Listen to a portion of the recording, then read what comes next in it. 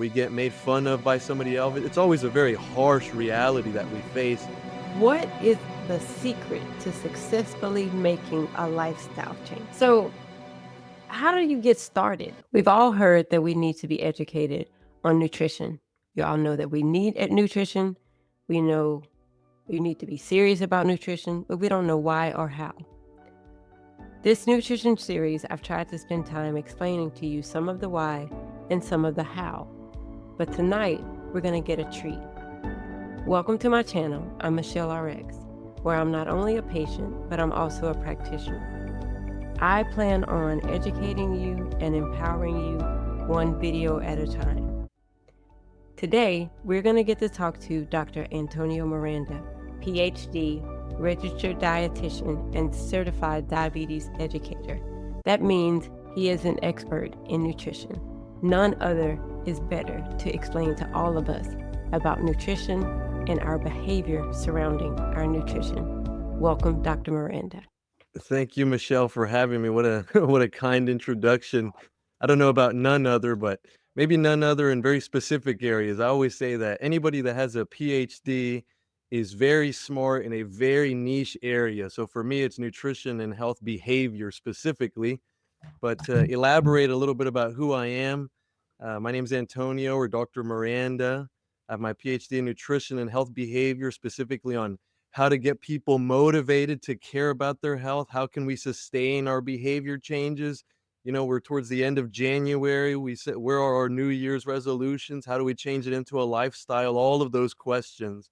I'm also a registered dietitian and diabetes educator. So I've seen thousands of patients struggling with their blood sugar, with their weight, with their fitness, and everything that gets in the way in terms of life, preventing us from putting our health as our number one priority. So happy to share my experience with you guys here today. Thank you for having me. Absolutely. All right. The first question. The first question. What are the main reasons preventing people from making sustaining changes to improve their health? I use a metaphor when people ask, well, what makes it so difficult to make a change? The reason we have, and I'm going to use obesity or our struggles with weight or with fitness, however you want to paint it, as the main frame of all of this, because that's what people typically want to hear about.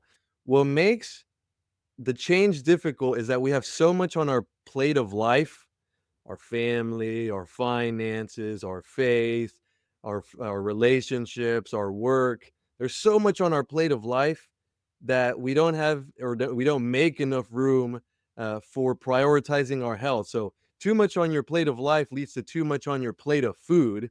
It's typically what happens. And then not everybody struggles with too much on their plate of food. It's more so too much on your plate of life leads to not enough proper nutrition. And so that's always the challenge. When I would see patients, it was just a blessing from God to be able to learn from my research, but hear the stories, because the answer is this: every stage of your life, something's going to get in the way of your health. So we have to find a way to put our health in front of life. Right. Because if we don't put our health before our family, we're not going to be there for our family for much longer or very well for our family. If we don't put our health or combine it with our finances, well, eventually we're going to have to pay the price financially. And so every stage of life is a different challenge. When you're in the new dating scene, maybe, and your girlfriend or boyfriend loves to go out to eat, and now you're going out to eat 5 times a week. Well, that's getting in the way. How are we going to shift that and maintain our relationship? When you have your first child and you're not sleeping at night, that's going to get in the way. But guess what? If we keep saying, oh, well, when they're 5 years old, well, when they're 5 years old, all they're going to want is chicken nuggets and fries, and they're going to spit the broccoli back out at us, and that's going to get in the way. And when they're teenagers, they're going to be able to eat whatever they want. And while we're going to be struggling in that messy middle of life, and then guess what? In retirement, we're going to be busy. So ultimately, I would always tell my patients, deep breath. You have a lot of stuff going on. Put your fitness first, or at least make 20 minutes a day for it. So that's the long-winded answer, but too much on our plate of life and having it too unorganized prevents us from prioritizing our health, which leads to too much on our plate of food. Wow, that Does was that make amazing. sense? Yeah, that was amazing.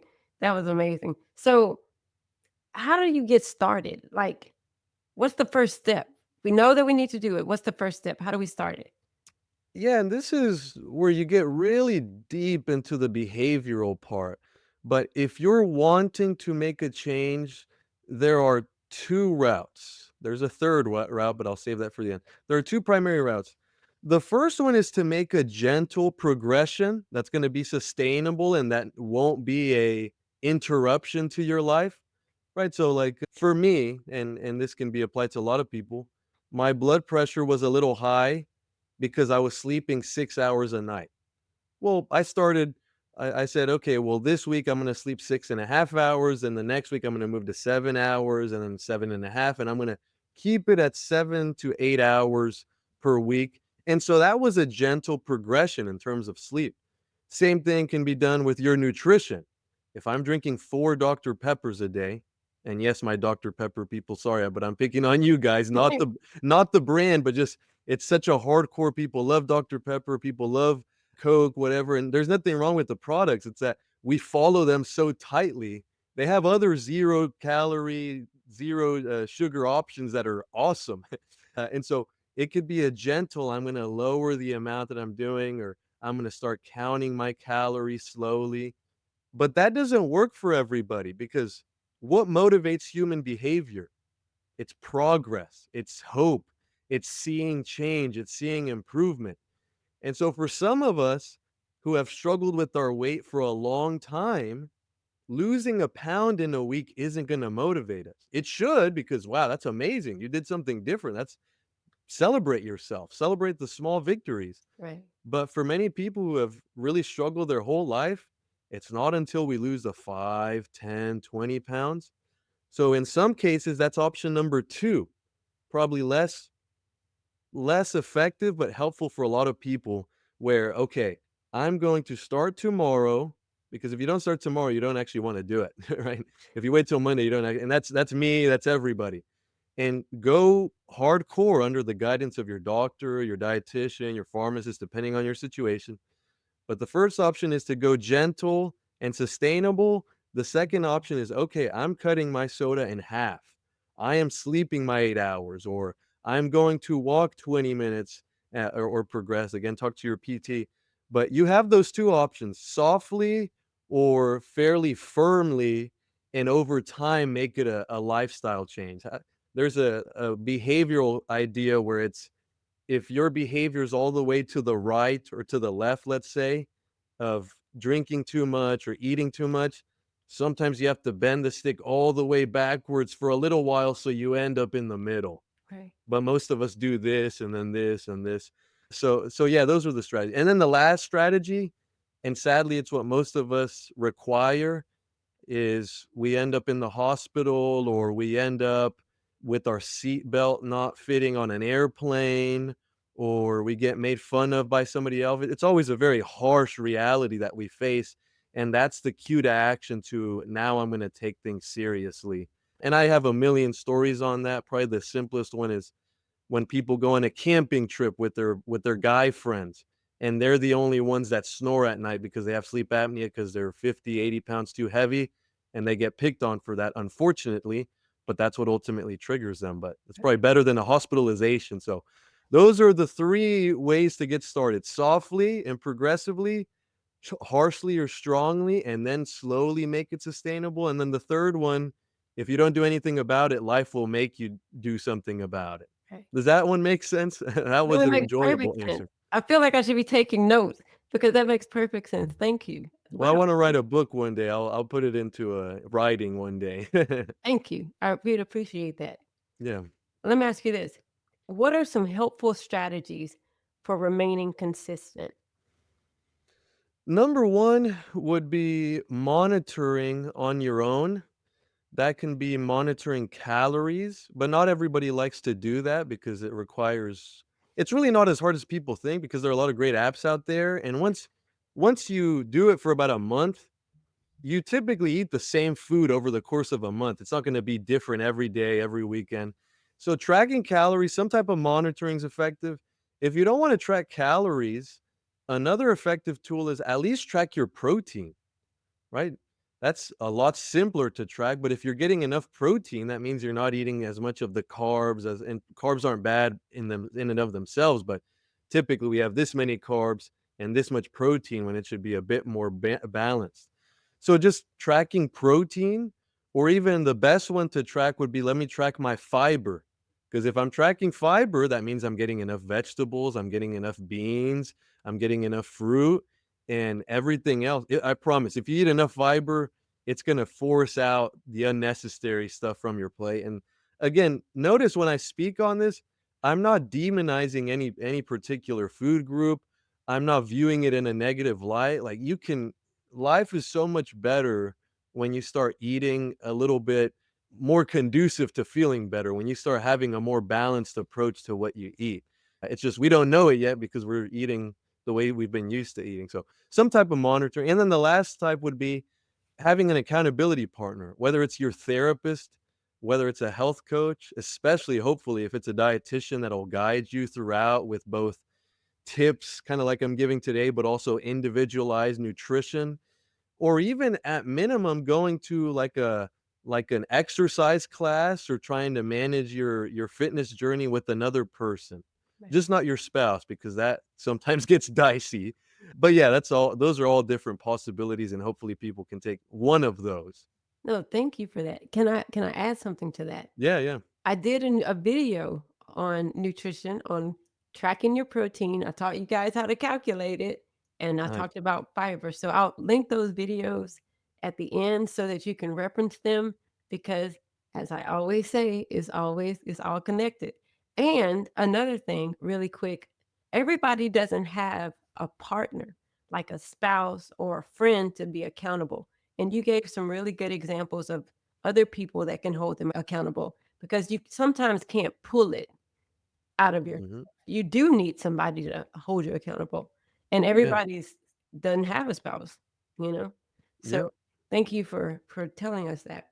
Part of, and not that food per se is an addiction, even though there are some people that it's a bit more addictive than for others, but that's why if you look into any Gamblers Anonymous or Alcoholics Anonymous, or there's another one specifically for excess eating, I forget what it's called, but all of them really emphasize community, because all of these, in terms of food, it's not an addiction, it's more so an escape, and all of those programs are in favor of community to feel more connected, whether it's spiritually, whether it's socially, and that will help fill the need that people are currently feeling with food or with alcohol or with gambling, so on and so forth. Well, thank you. Hmm. Well, let me ask you this. What is the secret to successfully making a lifestyle change? What's the secret? The secret is, that's always the best question, and I'll succinctly summarize it as this: you have to have a healthy obsession with achieving your goal, because people will sugarcoat it in all these different ways and all of this, but it has to be a healthy obsession, because I've seen so many patients, and so many of them have struggled and not reached their goals, and I don't judge them for that. If you get from this goal here, sorry, from here to here, and you only get halfway, well, that's pretty good. You made way more progress. But the patients that achieve their goals, they absolutely, it's a revival in their life. It's, I was just hospitalized, and I do not ever want to go through that again. I am going to make this change for myself and for my family. And again, it's hard to reach that level of motivation without getting to that severity, but the secret is having a healthy obsession. And so how that looks is this: I don't like to exercise, I don't want to change the way I eat. How do you get from there to David Goggins, let's say, or whoever? You don't have to get to David Goggins level, but it's okay. I'm going to walk in the morning, in the afternoon, and I'm less stressed. I'm seeing a positive benefit. And then if I want to, I weigh myself on the scale every month or every week, and I'm seeing some benefit there too. But again, it kinda snowballs on itself, but the beginning is a very hard push. When you're building that snowball, you have to keep pushing. People expect it to just come naturally, and it's gonna be a godsend, and it is sometimes, but remember, it's a snowball, and when you're first building that snowball, you're having to do way more work, and eventually, just ask someone that is a super fanatic of exercise. They started and they hated it. Running was boring, it was painful, the gym was boring, it was painful. Now if they don't exercise, now they're bored and in pain. And eventually and that takes years of work, but you start seeing the benefit very quickly. So just one, remind yourself the first few days or weeks are gonna be hard, but after a while, the snowball will start happening and you'll say, "Ah, this is what he means." But you have to keep pushing from the beginning, and you have to have a healthy obsession about it. Wow, thank you so much. I heard myself a lot in that whole wow, that was amazing. Thank you so much for that. Yeah. All right, few questions. What actually, I'm gonna ask you the questions in the next video. Okay, sounds good. Is that okay? Yeah, that I sounds would like to perfectly good. encourage everybody to stay tuned to our next video where I get to ask him rapid fire questions because, yeah, I got questions all the time. So stay tuned to the next video and thank you very much. That's a great cliffhanger, and we've got way more stuff to come.